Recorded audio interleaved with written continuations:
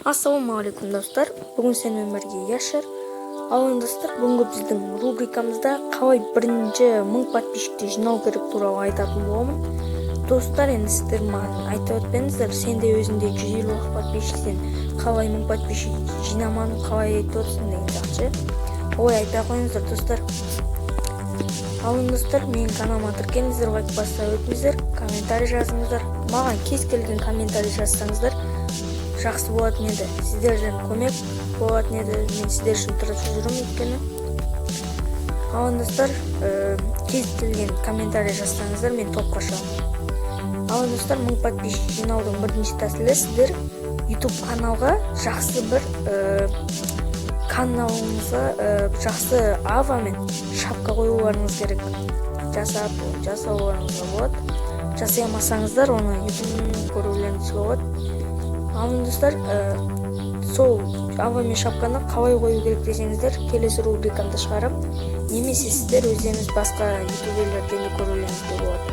Екіншісі, сіздер видеоны жақсы приложениемен түсірулеріңіз керек. Мысалы, TuRecorder, Mobizone деген бір екі приложение бар, сол екеуі мықты. Үшінші тәсіліміз, біз видео түсіргеннен кейін монтаж жақсы болу керек.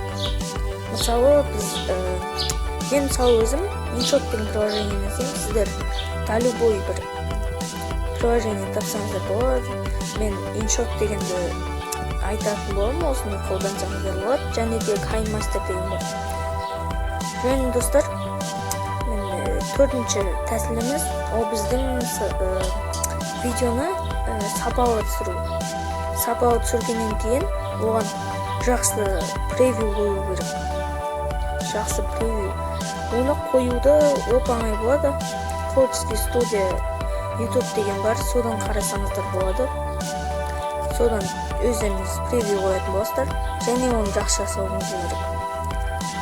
Ал достар, неге осы тәсілдерді орындасаңыздар, сіздер смело 1000 подписчик жинауларыңызға болады. 2 апта немесе одан басқа. Енді кез келген бір комментарий жазып өтіңіздер. Осы достар, бүгінгі видеомыз аяқталады. Келесі видеоны күтіп, хотя бы 5 комментарий жазып өтіңіздер. Достар, давайте.